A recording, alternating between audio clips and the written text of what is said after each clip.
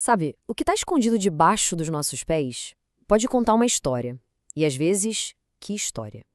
Hoje a gente vai mergulhar fundo numa investigação ambiental que aconteceu em Volta Redonda, aqui no Brasil. Vamos usar só os documentos técnicos e legais para entender o que realmente foi parar debaixo do coração industrial da cidade e o que isso tudo significa. E para a gente já começar entendendo o peso da situação, olha só essa frase, ela foi tirada direto de uma decisão da Justiça Federal de 2016. São só 3 palavras: grave dano ambiental. Isso, vindo de um juiz, não é só uma opinião, né? É o que define a urgência e a seriedade de tudo que a gente vai ver a seguir. Bom, então vamos lá. Nossa história se passa em Volta Redonda, no estado do Rio de Janeiro. Uma cidade que, para muita gente, é praticamente um sinônimo da indústria do aço no Brasil.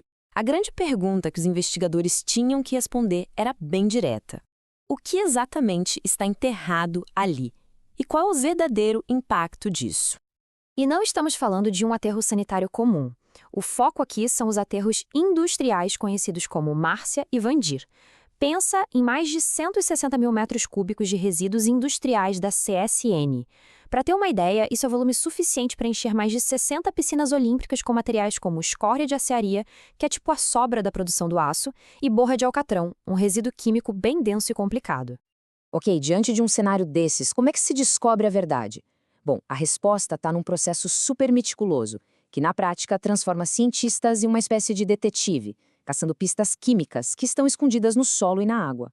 A investigação foi quase cirúrgica. Primeiro, eles fizeram dezenas de perfurações para mapear o subsolo para entender as camadas de terra. Depois, usaram um equipamento portátil para meio que farejar o terreno em tempo real e achar os pontos mais suspeitos. E só então, com esse mapa em mãos, eles coletaram mais de 200 amostras de solo e água que foram todas lacradas e enviadas para um laboratório especializado fazer análise química completa.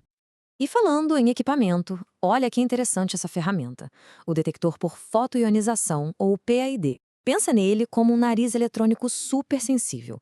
Ele consegue detectar vapores químicos no ar que são totalmente invisíveis para a gente. Isso é fundamental, porque permite que a equipe vá direto nos pontos quentes, em vez de coletar amostras às cegas. É a tecnologia otimizando a investigação. Certo. Com toda essa metodologia, tecnologia e centenas de amostras, a grande pergunta que fica é: e aí?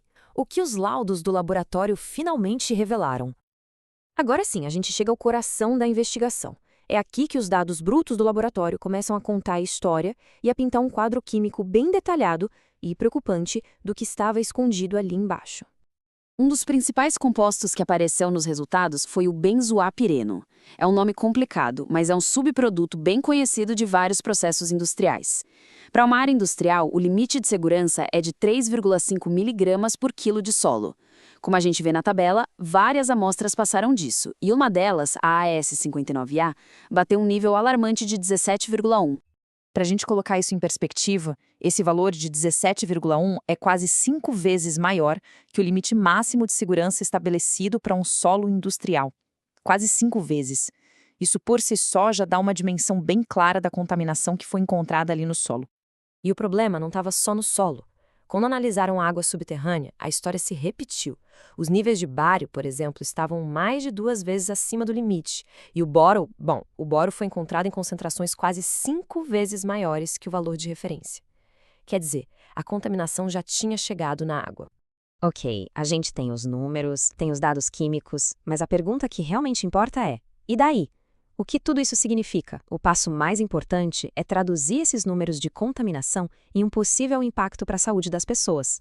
É exatamente para isso que serve a avaliação de risco à saúde humana. É um processo científico padrão, onde os especialistas pegam todos os dados da contaminação e criam simulações de diferentes cenários para calcular quais seriam os riscos se as pessoas fossem expostas àquela área. E é muito importante entender quem foi avaliado. A análise de risco não olhou para a população atual, até porque não tem ninguém lá. Ela trabalhou com cenários futuros, hipotéticos. Perguntas como: e se no futuro alguém construísse casas aqui? Ou e se uma nova indústria se instalasse no local? Ou ainda, e se operários precisassem fazer uma grande escavação? Foram esses cenários que eles calcularam. E aqui está um ponto fundamental para a gente entender a situação do jeito certo. O próprio relatório técnico faz questão de enfatizar: Os riscos que foram calculados são para situações futuras e hipotéticas. Atualmente, a área está desocupada e cercada, ou seja, não existe uma via de exposição direta para esses grupos hoje. Certo. Com as evidências na mesa e os riscos futuros calculados, qual é o próximo passo? Agora, a gente vai da investigação para a ação e ver como tudo isso se transformou num plano concreto de recuperação da área. E a resposta legal foi rápida. Em 2015, o Ministério Público Federal entrou com uma ação na Justiça. Já em janeiro de 2016, a Justiça Federal deu uma liminar, ou seja, uma ordem de cumprimento imediato. E em fevereiro, os ofícios já estavam sendo enviados para garantir que a decisão fosse cumprida. E as ordens da Justiça foram bem específicas e práticas. A empresa tinha 15 dias para, primeiro, isolar a área toda com cercas eficazes para ninguém entrar. Segundo, instalar placas bem visíveis alertando todo mundo sobre a contaminação. E terceiro, proibir que qualquer pessoa coletasse água do subsolo para consumo. Medidas diretas para mitigar qualquer risco imediato. Mas as medidas emergenciais eram só o começo. A Justiça também estabeleceu um plano de longo prazo. Isso inclui a obrigação de obter uma licença ambiental específica para a recuperação, de usar técnicas de engenharia para conter ou remover a contaminação, de criar restrições legais permanentes sobre o que pode ser construído ali e, talvez o mais importante, de continuar monitorando a qualidade do solo e da água por um longo tempo. No final das contas, o que esse caso todo nos mostra é que lidar com contaminação ambiental raramente é uma solução que se aplica uma vez e pronto. É um ciclo contínuo. Primeiro, se investiga para entender o problema. Depois, se age para corrigir. E, por fim, se monitora para garantir que a solução está funcionando. E, se necessário, o ciclo recomeça.